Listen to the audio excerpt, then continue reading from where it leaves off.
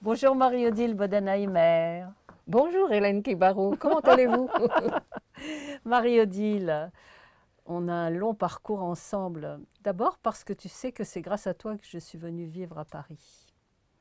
Grâce à moi, tu as choisi quand même. Oui, j'ai choisi, mais comme je savais que toi, tu habitais Paris, c'était une réassurance pour moi, c'était une sécurité. Je me disais, j'ai au moins une amie à Paris. Je ne serais pas complètement seule en quittant tout, en quittant Strasbourg, puisque j'étais à Strasbourg à l'époque, et je t'ai connue à Strasbourg. Oui, c'est à Strasbourg qu'on s'est connus. Ouais, tu étais la grande amie de ma grande sœur Marité, qui est au ciel maintenant. Et un beau jour, tu m'as parlé de tes poèmes, et moi, comme j'écrivais des poèmes, eh ben, on est devenues copines très vite. Il y a eu un lien qui s'est créé oui, comme ça. mais j'ai pas le souvenir, tu vois, je sais que j'avais 16 ans quand on s'est rencontrés. Je nous vois marcher, peut-être dans la campagne, à Strasbourg, on faisait des marches et tout. Il y avait des copains de la fac. Oui. Ça, je ne sais plus les noms. Moi non. Mais... Il y avait Théo, je me rappelle. Théo, c'est ça, c'est ça. C'est ça, il y avait Théo. Moi, j'ai pas. Je nous vois marcher, faire une marche ensemble. Il y avait Marité, Théo et un autre mec, je ne sais plus lequel. On était 4, 5. 3 filles. Je ne peux pas te dire tous les prénoms. Voilà. Et donc c'était la fac. Et donc toi, tu étais une copine de fac de Marité, je suppose. Et ensuite, les images que j'ai, c'est quand je travaillais à la sécurité sociale. Donc, je ne suis pas venue à la sécurité sociale. Non, mais on s'appelait tous les jours, tous les jours, tous les jours. Je sais que tu me lisais tes poèmes. Moi, je commençais à écrire des chansons. J'avais commencé à mettre des musiques sur mes poèmes. Et puis d'un seul coup, c'était des chansons, des chansons. Et je sais que je t'en faisais part tout le temps. Et que quand on se voyait, ben on s'échangeait nos écrits et nos créations. Et ça a été une époque sublime, joyeuse et tout. Ben oui, c'était très, très joyeux. Les étudiants. Tu avais ton studio à Strasbourg, ça je me souviens. Tu me l'avais prêté. Oui. Quand tu étais partie à Paris, l'été, il n'y avait rien d'ailleurs dedans.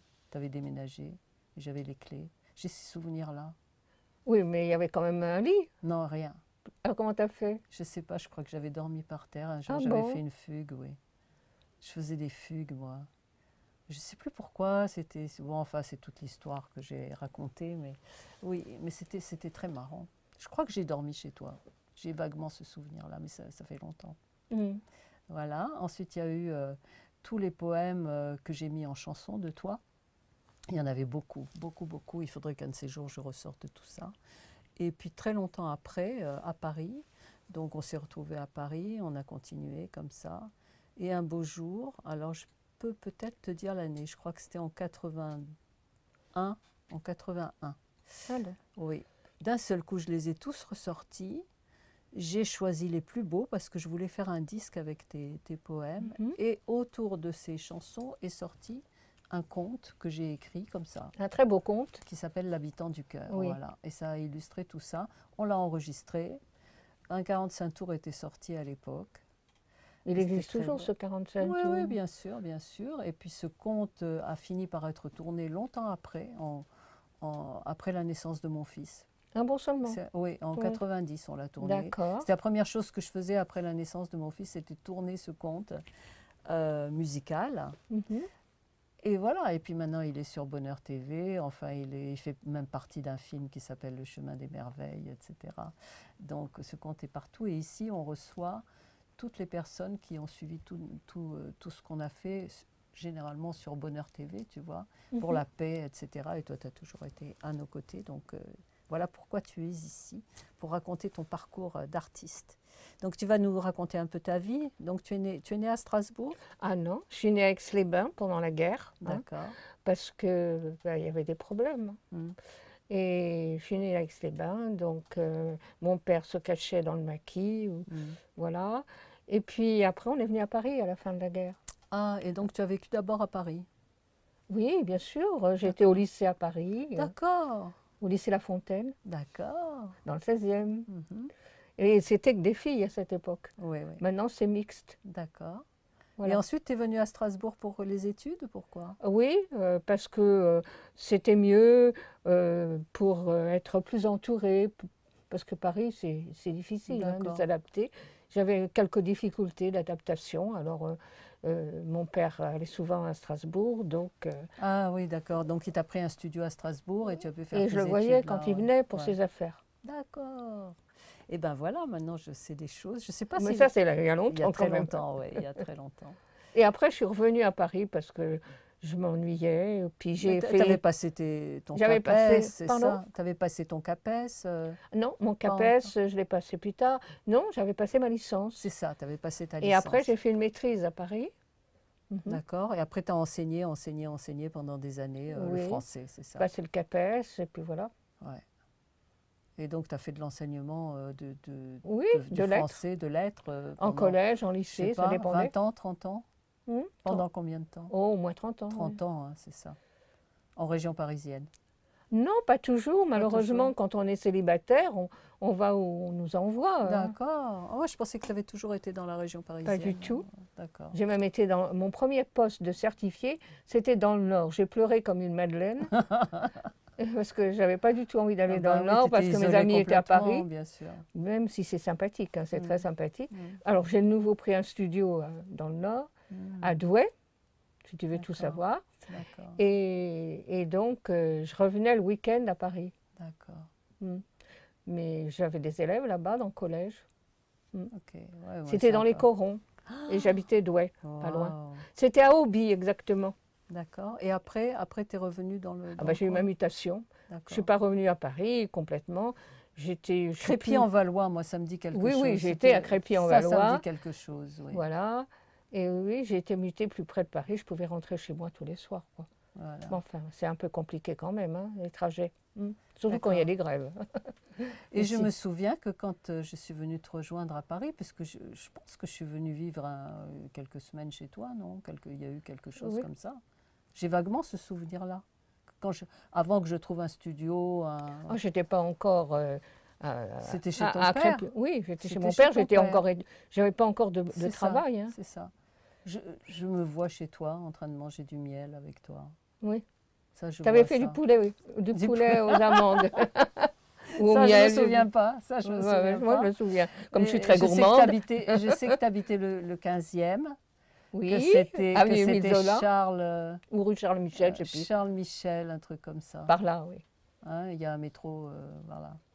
Ouais, ça je me souviens. Et je sais que je faisais des kilomètres en métro pour te rejoindre. Quand moi je travaillais... T'habitais où à ce moment-là après? Écoute, mon premier mari, il m'avait trouvé c'était un bel appartement dans les buttes de Chaumont, je crois.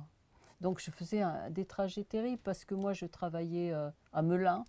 Donc il fallait prendre le train et tout. Je me revois faire ces parcours. Oui, c'était compliqué. C'était très compliqué. Et tu as été à Trouville ou à Deauville après? Ah oui, il y a eu l'histoire. Et j'ai été voir. Oui, c'est vrai. Oui. Il y a eu Deauville. Ou Deauville, je ne sais plus. Oui, c'était Deauville. Où j'étais mutée là, pendant un mois. Donc il fallait faire des maquillages pendant un mois à l'époque où j'étais visagiste. C'était très marrant tout ça. Mais en même temps, il y avait les poèmes. Et il y avait mes chansons. Et ça, c'était notre lien. Voilà, c'était notre truc. Oui. Toujours. Et donc, quand ce premier recueil est sorti, là, enfin ce conte musical... Oui, c'est ça. Tu vas nous parler de ton tout premier recueil. J'ai commencé à écrire les poèmes à Strasbourg, hein, oui, quand j'étais étudiante. C'est ça. Et je l'ai publié quand j'étais à Paris. C'est ça. Et alors, c'était quelle année, le tout premier? Bulle d'Églantier. Tout premier, c'est tôt. Hein. Ah, c'est tôt. 1970. Oui. Voilà. Donc, il y en a eu 12, hein, j'ai compté, j'ai fait le compte. Oui. Donc, Bulle d'Églantier, tu as un souvenir d'un poème? Moi, j'en ai un en mémoire, puisque tu m'as dit que c'est le tout premier celui-là. Lequel? Bulle d'Églantier. Oui. Oui. Alors, est-ce qu'il est venu dans la rue de mon cœur? Oui. Ah, alors je peux le dire parce que je le connais par cœur, je l'ai chanté. Je l'ai beaucoup chanté, même au Casino de Paris, dans les gros spectacles, parce que c'était la chanson a cappella que je faisais. Et qui disait « Il est venu dans la rue de mon cœur, prendre mes mains, mettre ses mains dans mes mains, ses yeux dans mes yeux, etc. » C'était magnifique ce truc-là. Et donc, oui, ça c'était un des tout... Après, il y a eu Moisson. Moisson, oui. Moisson, alors c'était un peu différent parce que le premier recueil c'était affectif, je m'exprimais sur mes sentiments, Après Moisson, c'était plus sur la nature et l'extérieur, moins sur moi-même. Ah oui, mais c'est toujours plein de couleurs, plein de fleurs, plein de paysages, etc. Et il y en a que je connais dans Moisson. Oui, Renouvelle. Ah oui, bah ça c'était dans le conte, ouais. Ça, on l'avait mis Renouvelle dans le la terre, la mer, le ciel. Ouais, les cailloux, les arbres, etc. Oui, oui.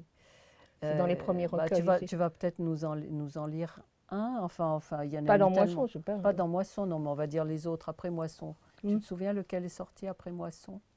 Oui, bien sûr. Oui, alors c'est lequel? Je vais te dire. C'est La conquête de la planète secrète. Oui. Non, c'est Les mimosas d'hiver ne sont plus fermés. Oui, mais je ne l'ai pas ici. Non, tu ne l'as pas ici. Mais est-ce que dans ceux-là, il y en a que je connais? Par cœur, non. Par cœur, non. Non. La conquête de la planète secrète, c'est plus récent, c'est déjà 86, d'après ce qu'ils disent. Alors, c'est l'histoire... c'est une histoire... c'est un conte? Un conte avec des poèmes. Non, mais ce n'est pas vraiment un conte. Il y a des phrases et puis à chaque fois, il y a un poème en correspondance avec la phrase. Ensuite, il y a eu mon titre préféré, Les souvenirs de l'avenir. Oui. Il parle de quoi celui-là? Plusieurs thèmes, de la musique, de la nature évidemment. Les souvenirs de l'avenir, c'est 82 ça. 82. C'est la musique intemporelle qui facilite les interférences entre le passé et l'avenir. Voilà. Et paysages de lumière. Un paysage de lumière, oui. Alors, c'est surtout sur la nature, les voyages, les arbres, les randonnées. Toi, c'est vraiment ton dada, quoi, ça, de parler de la nature, des arbres, l'hymne à la nature. C'est ça. Mais aussi... Et la joie qui sort de la nature. Oui, et puis aussi les voyages. Après, il y a Demain est ouvert, mais celui-là, il est plus philosophique. Là, c'est faire confiance aux forces positives. Mais il est là, Il est là, Paysage de lumière. Ah non, Demain est ouvert. Demain est ouvert. Oui. Demain est ouvert, oui. Bah, tu devrais nous en lire un, peut-être, dans Demain est ouvert. Oui. Mais il y a pas seulement la nature. Hein. Oh, prends-le au hasard, ça sera très bien. Oui. Ah ben, ça peut être aussi sur l'amitié. Oui. Le chant du feu. J'entends chanter le feu du soir, les flammes de la mémoire, les vagues musicales de la Méditerranée. L'amour pétille dans la cheminée. J'entends chanter l'oiseau de feu sur l'arbre d'étoiles multipliées. Je n'ai pas oublié le rendez-vous de l'amitié. J'entends chanter les mots des amoureux.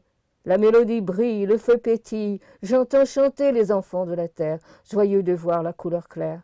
J'entends chanter les airs du berger, là-haut dans la montagne, les fleurs des alpages, les flammes de l'été. C'est très beau. C'est très beau. Alors après, on en a un autre qui s'appelle « Ton âme est un soleil ».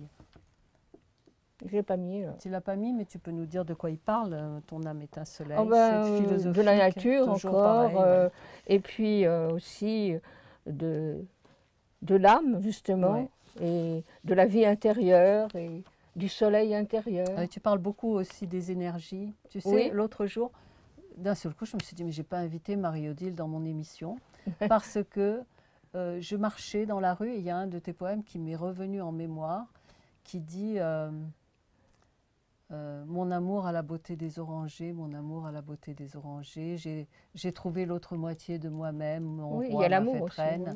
Et ça, c'est très... ça parle des flammes jumelles, en fait. C'est très à la mode en ce moment, les flammes jumelles, c'est-à-dire l'autre moitié de nous-mêmes. Tu sais, il y a une légende de Platon, j'en ai fait tout un spectacle, moi, tu m'en as parlé qui dit déjà. qu'au début des temps, chaque âme a été créée avec sa contrepartie masculine quand c'est une femme, ou féminine quand c'est un homme, et que ces deux moitiés étaient dans un œuf cosmique au départ, et donc ils étaient surpuissants parce que les deux énergies, masculine et féminine, étaient en harmonie et ensemble. Elles n'étaient pas séparées. Et ça a fait très peur aux dieux. C'est la légende de Platon. Donc ils ont dit, oh là là, ils vont être plus forts que nous, il faut qu'on trouve une solution pour qu'ils ne viennent pas nous faire concurrence. Et ils ont dit, oui, il y a une solution, c'est de les séparer. Donc on va les couper en deux, quoi, et tout mélanger sur la surface du globe, et ils vont passer des vies et des vies à chercher leur autre moitié. Et finalement, ils l'ont trouvé. Et finalement, quelquefois, peut-être il la trouve. Peut-être. Peut-être. Parce qu'il y a beaucoup de monde sur la Terre. Il y a 8 milliards de populations. Oui, mais maintenant, avec Internet, c'est plus facile. Voilà, et donc j'avais fait tout un spectacle. Ouais, ça a duré 4 ans. Tu as fait une chanson, non? Oh, plein de chansons. Il y a une chanson qui... oui, c'était... Sur le thème. Oui, oui, j'ai fait des chansons là-dessus, etc. Oui, c'est un thème que j'ai exploité pendant 4-5 ans et c'est allé aux Folies Bergères. Oui, le dernier spectacle qu'on avait fait, c'était aux Folies Bergères avec ces chansons-là, qui sont des grandes chansons d'amour, bien sûr. Puisque là, c'est l'amour idéal, quoi, magnifié et tout, puisque c'est l'autre moitié de soi-même. Et c'est très beau. Mais en plus, ce qui s'était passé, c'est que quand j'ai fait ma chanson Aurore avec le numéro à 4 bras qui était arrivé comme ça, par la force des choses, puisque c'était TF1 qui avait exigé qu'on voit ces 4 bras sur toute la chanson, alors que ça n'illustrait que 2 secondes de la chanson. Donc on leur avait fait ce numéro avec la petite poupée là, qui sortait comme par magie. La belle petite poupée. Ouais. Poupée. Aurore. Tu l'as toujours? Toujours, bien sûr. Bah oui, parce que ça fait toujours partie de mes spectacles. Et donc, en fait, ce qui s'est passé, c'est qu'un jour à TF1, lors d'une émission, je ne sais plus laquelle, un monsieur est arrivé dans ma loge, que je ne connaissais pas, avec un livre, dont j'ai plus le titre, qui parlait de cette légende, qui racontait ça, et qui disait qu'au début des temps, justement, quand ces 2 êtres étaient ensemble, ils avaient 4 bras et 4 jambes. Ah, c'est une belle Tu vois, image. Et comme il m'avait vu avec les 4 bras, il m'avait apporté ce livre en me disant voilà ce que vous êtes en train de montrer. Il y a longtemps? Oui, au tout début, c'était en 78, quand j'ai commencé les grandes émissions sur TF1, les découvertes de TF1. C'est là, ce monsieur était rentré, je ne sais pas comment, dans ma loge. Et il m'a donné ce livre que j'ai gardé longtemps et je ne sais plus le nom. Je crois que c'est des Meroy-Gévaudan, qui étaient deux auteurs dont on parlait sur France Inter, etc., qui parlaient des voyages astraux et qui parlaient des enseignements que leur donnaient les guides galactiques, on va dire. Et donc, il était question de ça, de début des temps, quand... alors voilà, c'est la légende de Platon quand même. Hein. C'est Platon qui... C'est intéressant. C'est intéressant comme... Mais toi, tu en parlais, donc tu disais, j'ai trouvé l'autre moitié de moi-même. Et ce poème a commencé à tourner dans ma tête et tout. Et je t'ai appelé juste après en te disant, mais viens vite, viens faire cette émission parce que j'ai là, ça tournait. C'est à cause de ça. C'est à cause de ça. Sinon, bon, c'est le hasard. Sinon, je n'y aurais pas pensé comme ça parce qu'on a fait beaucoup d'émissions. Et puis, je veux dire, le temps passe vite. Et puis, voilà. Et puis, d'un seul coup, j'ai dit, mais Marie-Odile, elle a écrit énormément de livres. Et il est temps que tu nous parles de tout ça. Donc, on va faire la suite encore, parce que moi, j'ai pas tous les titres dans la tête. Donc, même moi, je ne les ai pas. Même toi, Ton âme est un soleil, ça, on a vu. Couleur de la planète, il parle de quoi, celui-là? Encore de la nature, des images. Et des voyages aussi, certainement. Et des voyages, bien sûr. Après, il y en a un que j'adore, qu'on voit là, qui s'appelle le conte du coquillage et poème. Ah oui, puis j'aime bien la couverture. Ouais, moi aussi, alors, voilà. Je te donne pour que tu nous en lises un. Mais au début, il y a un conte. Oui. C'est une sorcière qui a enfermé une jeune fille dans un château fort. Ouais. Et elle va finir par être délivrée par la reine des fées. Mais il faut qu'elle accomplisse 3 bonnes actions, mais envers la nature. Ah, et elle trouve quoi faire? Oui, et alors, bien sûr, elle rencontre le prince charmant.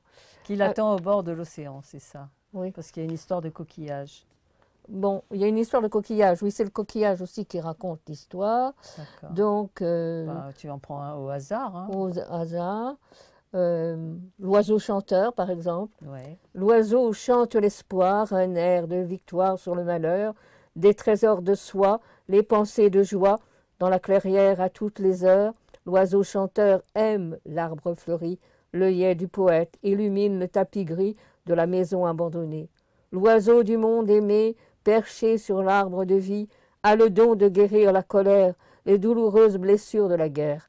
L'oiseau de feu, jeunesse, fait disparaître les miasmes, ranime l'enthousiasme de créer des espaces de liesse sur la terre amie de la paix. On sait de la poésie libre, hein, mais il y a des...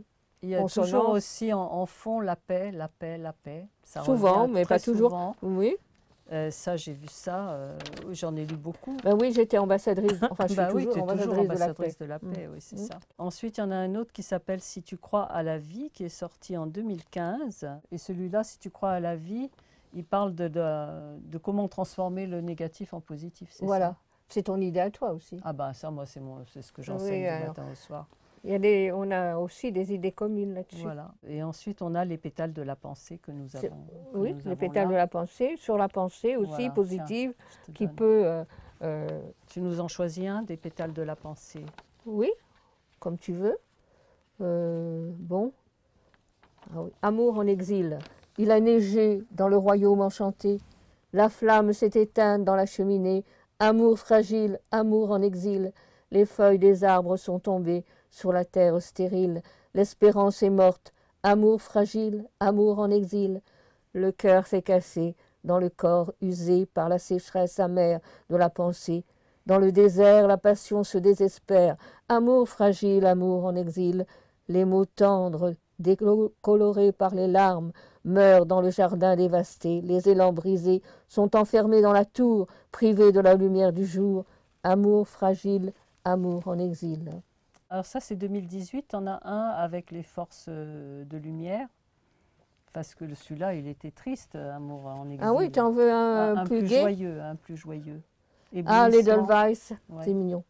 Blanche fleur étoilée, l'Edelweiss, invisible trésor. La belle au bois dormant des montagnes se cache en haut d'un rocher inaccessible. L'amoureux de la nature, après une difficile ascension, découvre la fleur endormie, éblouie par tant de beauté. Il la réveille au son de la flûte enchantée. Il se garde bien de l'accueillir, cette fleur protégée. Il préfère conserver son sourire dans ses pensées émerveillées. Un monde enchanté d'images auréolées de lumière. Merci beaucoup. Ça me rappelle quand on allait, il y avait un endroit qui s'appelait le Club des Poètes à Paris où tu m'avais emmené. Oui, mais ça fait très longtemps. Oui. Et il existe toujours. Il existe toujours. Et tu lisais des poèmes là-bas? Oui, mais ça fait très longtemps. Parce que quand tu t'es mise à lire d'un seul coup, voilà, c'est revenu. Que oui. Et maintenant, je fais partie de la Société des poètes français. C'est ça. Les rencontres européennes. Oui. Voilà. Et c'est là que vous avez fait ce gros recueil, là, ce florilège? Ah non, le florilège, c'est par correspondance. C'est Dossier d'Aquitaine. Il est à Bordeaux. D'accord. Mais je ne fais pas partie de l'association, mais j'ai participé à l'anthologie. Oui, c'est ça. Donc tu en as beaucoup des poèmes dans ce florilège ou il y en a qu'un seul? Un seul. Que j'avais écrit pendant le confinement. D'accord. Et c'est sur la solitude, l'enfermement justement, mais l'espoir de nouveau que la porte s'ouvre et que la rencontre se fasse. Très beau. Et c'est quoi tes projets maintenant? Mes projets? Oui. Ah ben, à la Société des poètes français, on fait le lundi des poètes. Alors, celui qui anime, le poète qui anime, va faire un recueil avec les poèmes des personnes qui ont participé. Et il va les choisir. D'accord, parce que j'ai vu des expositions, je suis venue te rejoindre quand vous faisiez des soirées spéciales, où il y avait aussi des photos justement de nature, et il y avait des bouts de poèmes qui venaient illustrer et tout. C'était très beau, à la Galerie Thuillier. C'est ça. Mais c'est un photographe qui participait, Arthur et Olivera. Ouais. Mais malheureusement, en ce moment, c'est un peu arrêté. Bon, il y a eu le confinement. Oui, mais ça va reprendre tout ça. Oui, mais le directeur a eu des problèmes de santé. Pas le directeur de la galerie, le directeur de rencontres européennes. Donc, c'est un peu en veilleuse, mais ça va certainement reprendre. Oui, ça va reprendre. C'était très bien, hein, c'était du beau travail à chaque fois. C'était vraiment un grand truc. Pour faire connaître la poésie, parce que la poésie... De toute façon, il y a le slam maintenant, c'est la même... La poésie est partout, est partout dans la musique. Et tu n'as jamais participé à ces concours qu'on voit dans le métro, tu sais, il y a le printemps des poètes et tout ça. Ah oui, j'ai déjà participé, mais bon, j'ai pas gagné. T'as pas gagné, oui, parce que quand on gagne, on est dans le métro. Bah, écoute, tu sais, ici, on a une tradition, c'est que comme... les gens ont traversé 2 années un peu chaotiques avec tout ce qui s'est passé. Quelles sont tes techniques, toi, quand il y a des choses comme ça à traverser? Comment tu réagis? Quels sont tes moyens de traverser tout ça? Bon, moi, je peux écrire un poème ou au contraire, j'ai plus d'inspiration. Ça dépend de mes réactions. J'ai écrit des poèmes. Tu as écrit beaucoup pendant le Beaucoup, pendant tout non. ça. Mais je n'ai pas publié vraiment, où j'envoyais justement à des anthologies ou sur Facebook aussi, des petits poèmes.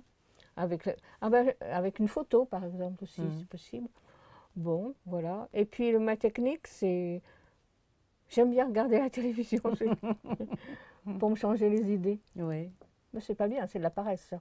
Ah bon? Pourquoi tu dis ça? C'est bien. Parce que je suis passive. Bah oui, mais on ne peut pas toujours être active. Et puis, j'aime bien me promener, hein. Oui. Marcher. Marcher. Marcher. Ah, c'est comme ça qu'on s'était connus, en marchant. On se récupère en marchant. C'est vrai. Et toi, quelle est ta technique? Pour tout ça, chanter. Ah bah oui. Chanter, écrire, chanter, mettre en scène, faire des émissions de télé. Nous, c'est ce qu'on a fait pendant tout le temps. Tu t'es jamais arrêtée alors? Non, Dieu merci.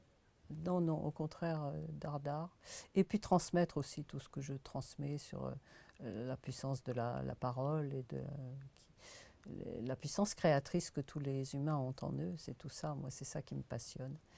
Et voilà, donc on a traversé également. C'est bien. Voilà. Donc, écoute, as-tu autre chose à rajouter par rapport à ton œuvre énorme? Énorme, non, pas du tout. Ouais, quand même. Justement, quand ça fait j'aimerais 12 que livres, l'inspiration se renouvelle. Oui. C'est pas évident. Parce Elle que se renouvelle toujours, l'inspiration. il faut trouver des nouveaux Ouais. sujets. Ouais. Il ne faut pas se répéter. Ouais. Quelquefois, on peut se répéter. C'est pas toujours aussi facile qu'on croit. Oui. Donc, il faut des ce que thèmes. mon souhait, c'est que j'ai encore l'inspiration. D'accord. Même sans publier, hein, je veux dire, pour écrire. Pour écrire, que Oui. ça sorte. Mais mais toi, c'est ça, pas évident c'était- parce que on n'a pas toujours envie d'écrire parce que on a peut-être l'imagination n'est pas éternelle, hein, faut se renouveler. Et avec tes élèves, tu leur transmettais tout ça ou jamais? Tu n'en as jamais Ça m'est parlé? arrivé, C'est vrai? oui. Dans Oui. les grandes classes, tu faisais ça? Oui, ou même dans les petites, oui. Vous Ouais. avez des poèmes, il y en a. D'accord. Voilà. Bon, ben écoute, en tout cas, c'est un parcours extraordinaire. Oh non. Si, je trouve, parce que je sais que tu vas dans les salons, tu Oui, fais mais énormément pas de- tellement. Pas hein. tellement. Un De peu, temps en temps. de temps en De temps, temps en temps. pour voir du monde, pour parler, pas forcément pour vendre. Hein. Écoute, c'est la première émission que nous faisons sur des poèmes. Ah bon? Voilà, parce que des poètes, non, on n'en a pas eu. On a eu des réalisateurs, on a eu des chanteurs, on a eu des comédiens, des comédiennes, des journalistes, des gens qui sont dans les médias. Mais ta etc. chanson, c'est de la poésie. Bien sûr. Bien sûr, non, mais là c'est quand même quelque chose de très spécial. Donc voilà, je suis merci contente beaucoup, de m'avoir accueillie. de t'avoir reçu ici parce que c'est essentiel, Marie-Odile. Voilà, c'est un peu grâce à toi tout ça. Ben non, merci beaucoup. C'est la vie, c'est la Merci. vie.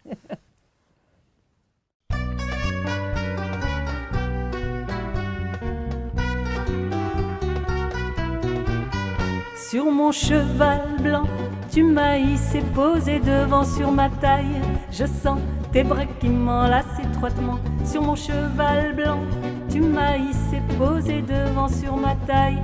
Je sens tes bras qui m'enlacent étroitement. Entre le ciel et la mer, mon amour, nous chevauchons de concert. Mon amour, nous allons de par le monde enchanté apporter la paix. Sur mon cheval blanc, tu m'as hissé posé devant sur ma taille. Je sens tes bras qui m'enlacent étroitement. Sur le sable au long des plages, ses sabots scandent le voyage. Sur le sable au long des plages, ses sabots scandent le voyage. Tu lis en moi à livre ouvert, car pour toi tout est si clair. Sur le sable au long des plages, ses sabots scandent le voyage. Je lis en toi à livre ouvert, car pour moi tout est si clair. C'est comme si depuis des années-lumière, tu me connaissais toi mon frère. C'est comme si depuis des années-lumière, je te connaissais toi mon frère.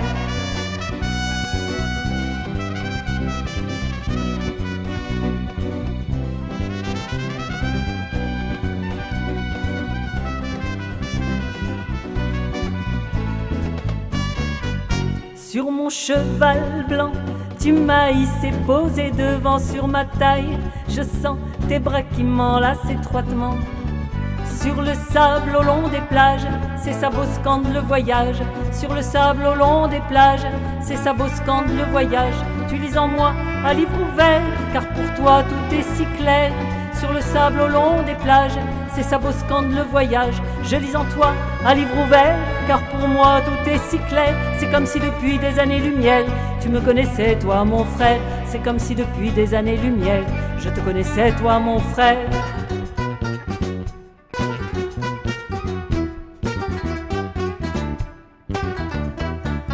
Sur mon cheval blanc, tu m'as hissé, posé devant sur ma taille. Je sens tes bras qui m'enlacent étroitement.